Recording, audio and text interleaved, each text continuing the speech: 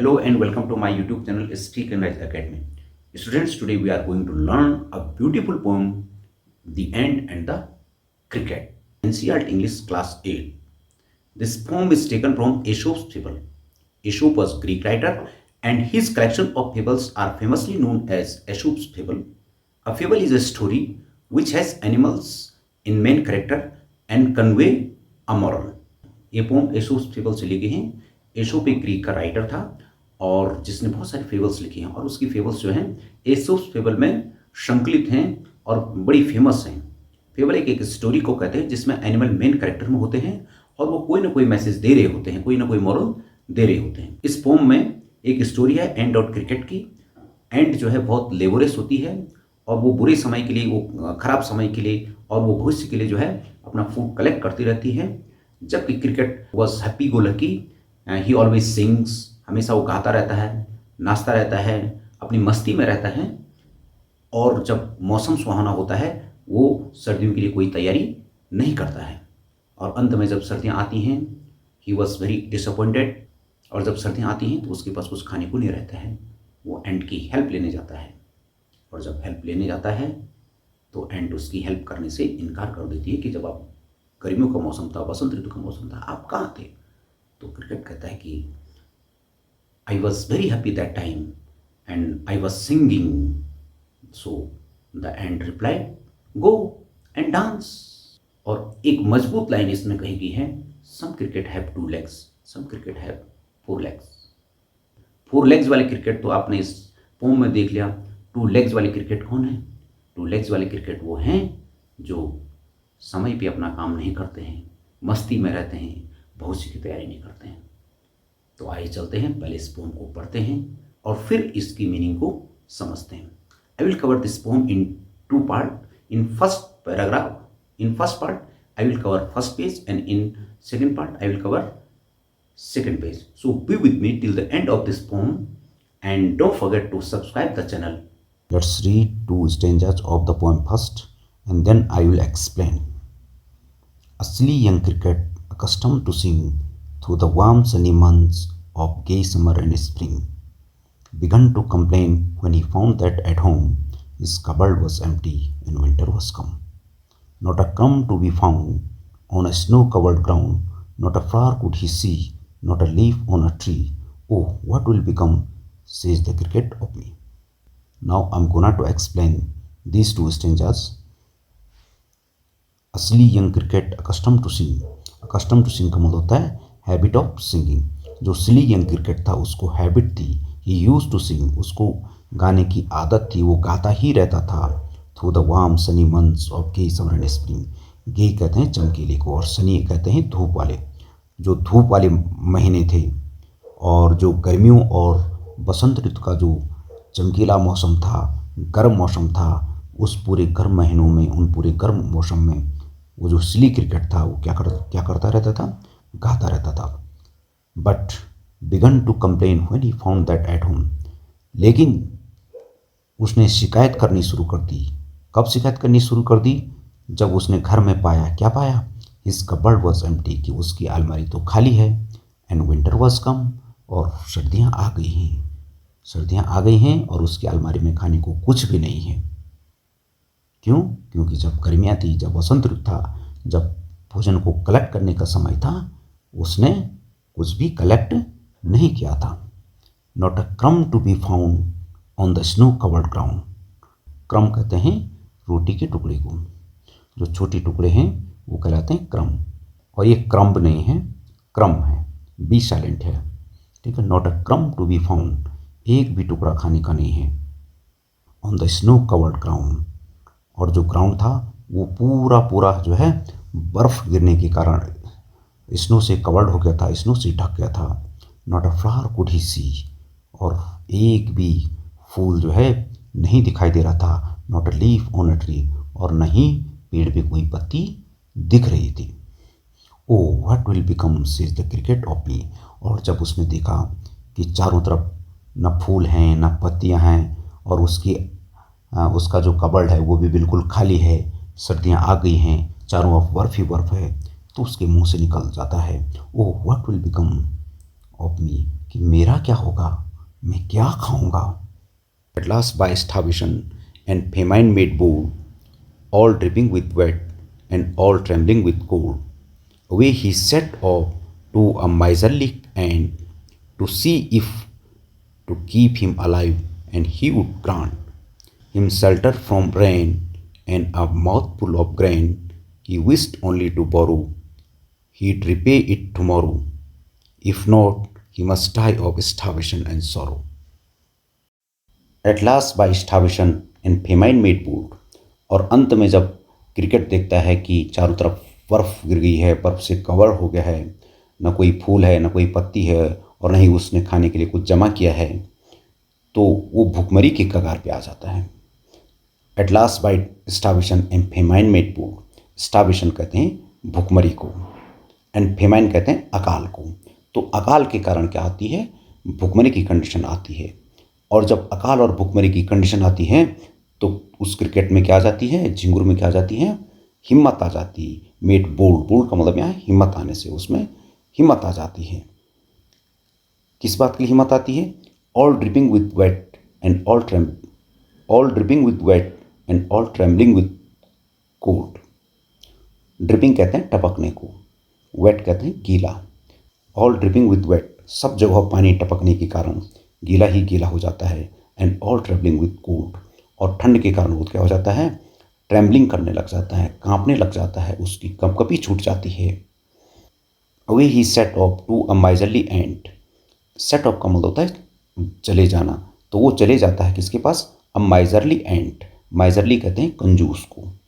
तो एक कंजूस एंड, वो कंजूस थी या नहीं, लेकिन क्रिकेट को लगता है या कुछ लोगों को लग सकता है कि वो एंड क्या थी, कंजूस थी। तो माइजरली एंड के पास जाता है, उसमें हिम्मत आ जाती है स्टार्वेशन और फेमाइन के कारण। टू सी इफ, क्यों जाता है, टू सी इफ, ये देखने के लिए, ये पता लगाने के लिए, ये ढूंढने के लिए। टू कीप हिम अलाइव, और खुद को जीवित रखने के लिए। टू कीप हिम अलाइव मानी खुद को जीवित रखने के लिए। ही वुड ग्रांट, कि क्या पता एंड कुछ खाने को दे दे और वो जीवित रह जाए। Him shelter from rain and a mouthful of grain, तो एंड से क्या चाह रहा है, वो चाह रहा है शेल्टर। शेल्टर मीन्स होता है शरण, कुछ रहने के लिए कुछ जगह दे दे। शेल्टर फ्रॉम रेन, बारिश के मौसम में, जो विंटर के मौसम में जो बारिश आ रही है, उस स्थिति में थोड़ा क्या दे, शेल्टर दे दे। जो उसने घर बनाया अपने घर में, शेल्टर दे दे, शरण दे दे। And a mouth full of grain, और थोड़ा मुंह भर करके क्या कर दे, खाने को दे दे। ग्रेन कहते हैं अनाज दे दे, कुछ अन्न दे दे खाने को।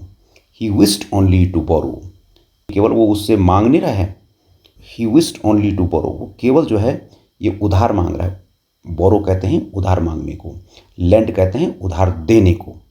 ये केवल मांग रहा है, इस इच्छा से मांग रहा है कि कल उसको लौटा देगा। He would repay it tomorrow, repay मानी लौटाना, कल ये क्या करेगा, इसको लौटा देगा, या आने वाले समय में जो भी उसने दिया है, एंड ने उसको दिया है, ये उसको लौटा देगा। If not he must die of starvation and sorrow. If not, अगर वो नहीं देती है, अगर वो एंड नहीं देता है, he must die of starvation and sorrow, वो अवश्य ही मर जाएगा। ही मस्ट डाई, वो अवश्य ही मर जाएगा। स्टार्वेशन एंड शोरो, किस कारण, भूखमरी के कारण, और शोरो कहते हैं दुख के कारण। तो आगे क्या होता है ये हम अगली वीडियो में देखेंगे, लेकिन हम डिस्कस करेंगे पोएटिक डिवाइसेस जो इसमें यूज़ की गई हैं। और अब डिस्कस करते हैं पोएटिक डिवाइसेस को। पोएटिक डिवाइसेस में सबसे पहले देखेंगे हम राइमिंग स्कीम को।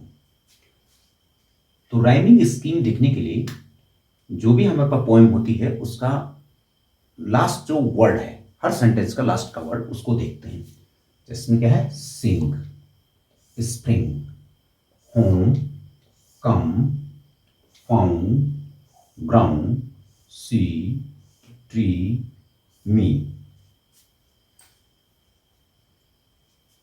अब जो ये लास्ट में जो हमने वर्ड जो मार्क किए हैं, इनमें देखेंगे इनके अंत में कौन सा साउंड आ रहा है। जैसे इसमें सिंग, सिंग में आपका ग साउंड आ रहा है, लेटर नहीं देखना है, साउंड देखना है, ग साउंड आ रहा है। इसमें स्प्रिंग में भी आपका ग साउंड आ रहा है, दोनों एक जैसे प्रतीत हो रहे हैं। जब बोलो तो सिंग, स्प्रिंग, मिलता जुलता इनका प्रोनाउंसिएशन हो रहा है होम। मो साउंड है कम, मो साउंड है, ठीक। फाउंड, ड साउंड है, ग्राउंड, ड साउंड है। सी, सी का ऊपर किससे मिलता जुलता नहीं है, सी। ई साउंड है, ट्री, ई साउंड है, मी, ई साउंड है। तो अब हम देखेंगे कि ये जो साउंड है ये किससे मैच करते हैं। तो जो पहली लाइन का जो पहला वर्ड है इसको दे, इसके उसको दे देते हम, इसकी राइम को देते हम। जो पहली लाइन का जो पहला लास्ट वर्ड है उसको देखते हम, उसको नाम देता हम ए। क्या देंगे, पहली लाइन की जो राइमिंग स्कीम है उसका नाम क्या हो गया, ए दे दिया हमने। और ए दे दिया। सिंग और स्प्रिंग दोनों मिलते जुलते हैं तो इसका हो गया ए ए ए। होम इनसे नहीं मिलता है तो इसको दे देंगे बी। मो साउंड है और कम मो साउंड है तो ये भी हो जाएगा बी। अब फाउंड डिफरेंट साउंड हो गया, ड साउंड डिफरेंट हो गया तो इसको देंगे हम नाम सी। ग्राउंड ड साउंड ये भी सी सी। और ये सी ये अलग है, इसको देंगे हम नाम डी। ट्री इसमें भी ई है तो इसको भी देंगे हम डी। और मी भी क्या हो गया, सेम साउंड हो गया, ठीक। तो इस प्रकार जो हमारी जो राइमिंग स्कीम है इसमें वो होगी हमारी A B B C D A B C D. ये हमारी इसमें राइमिंग स्कीम हुई। इसके बाद देखेंगे हम कि कौन कौन से फिगर स्पीच यूज किए गए हैं या अन्य कौन सी पोएटिक डिवाइसेस यूज की गई हैं। तो जो पहला जो इसमें यूज किया गया है फिगर ऑफ स्पीच वो है पर्सोनिफिकेशन। ना तो एंट और ना ही क्रिकेट, दोनों में से कोई भी इंसानों की तरफ बात नहीं कर सकता है। तो इनको क्या बनाया गया है, इनको इंसानों की तरफ बात करते हुए दिखाया है। इंसानों के समान इनमें गुण दिखाए गए हैं, इनको इंसान मान के जो है लिखा गया है। तो पहला जो यहाँ पे पोएटिक डिवाइस आ रही है, पहला जो यहाँ पे फिगर ऑफ स्पीच आ रहा है तो ये आपका पर्सोनिफिकेशन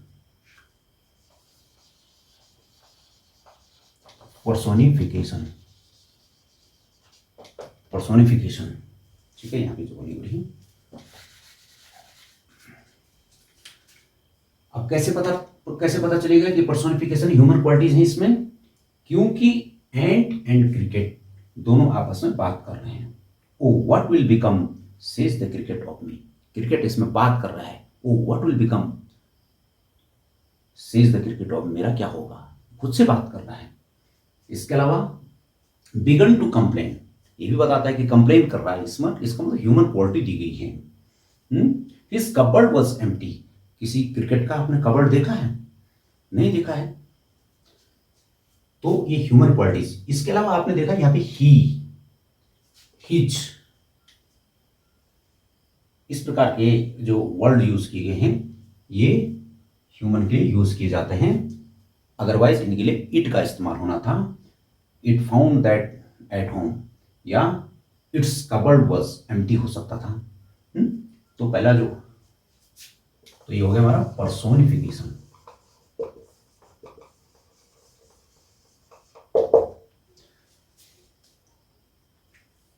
जब कभी आप किसी पोएम में देखेंगे बिना किसी पंक्चुएशन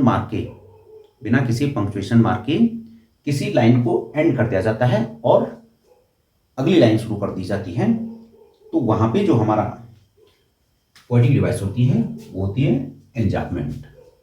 यहाँ पे देखा आप सिंग है, कोई जो है वो नहीं है, पंक्चुएशन मार्क नहीं है। सिंग और सीधे अगली लाइन में शुरू कर दीजिए, through the warm summer, through the warm sunny month of gay summer and spring, ठीक। Not a crumb to be found on the snow covered ground, यहाँ भी कोई पंक्चुएशन मार्क नहीं है। तो ऐसा आप इस पोएम में आपको कई बार देखने को मिलेगा, तो इसके कहेंगे एन्जाम्बमेंट। इंजामेंट, इंजामेंट बोलने की जरूरत नहीं, इंजामेंट, ठीक है। बीजली, बीज सैलेंटियम।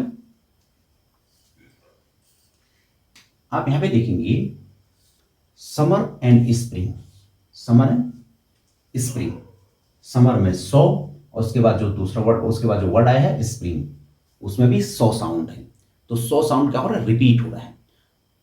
जब कभी कोई जो है कंसोनेंट साउंड लगातार रिपीट होता है, वहां पे होता है हमारा एलिट्रेशन।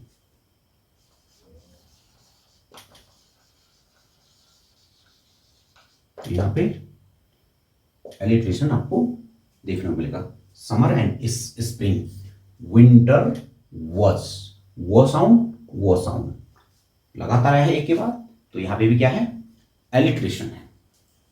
आप यहां पे देखिए नॉट और नॉट, पहली लाइन में नॉट आया है, फिर दूसरी लाइन में भी नॉट आया है, नॉट से शुरू हुई है, यानी नॉट वर्ड क्या हुआ है, रिपीट हुआ है लाइन की शुरुआत में।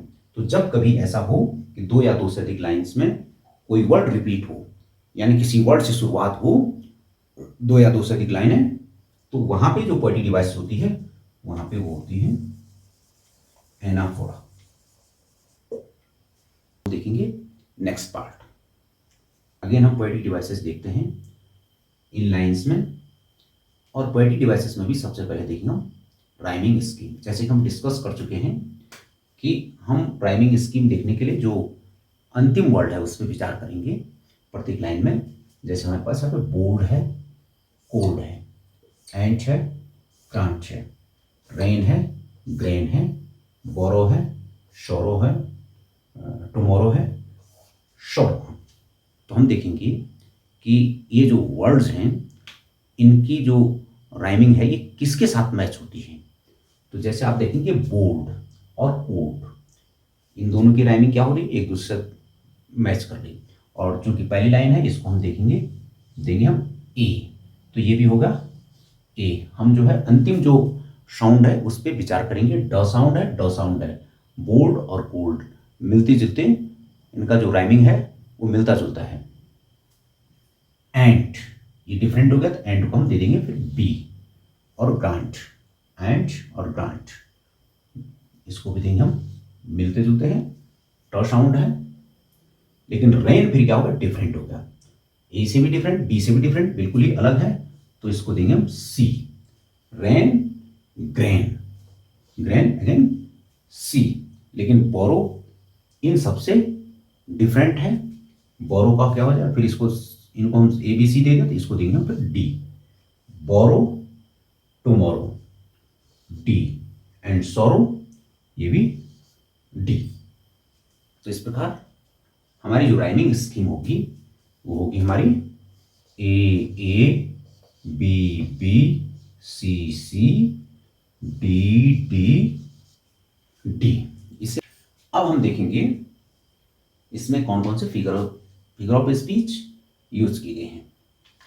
तो यहां पे आप देखेंगे कि जैसे कि हम पिछली लाइंस में भी देखा था कि जो एंट है और जो क्रिकेट है उनको ह्यूमन क्वालिटीज दी गई हैं, वो ह्यूमन की तरह बिहेवियर कर रहे हैं, और उनके लिए ऐसे वर्डिंग यूज की गई जिनसे पता लगता है कि वो कोई नॉन लिविंग थिंग या कोई एनिमल नहीं है, बल्कि क्या है, वो एक ह्यूमन बीइंग है। जैसे ही, हिम, ये ह्यूमन बीइंग के लिए यूज किए जाते हैं। ही, ये ही या सी किसकी यूज किया हो जाएगा, ह्यूमन बीइंग के लिए। एनिमल्स के लिए इट का इस्तेमाल होना था। किसी नॉन लिविंग थिंग और एनिमल्स को ह्यूमन क्वालिटीज दी जाती हैं, उसको कहते हैं वहां पे पर्सोनिफिकेशन।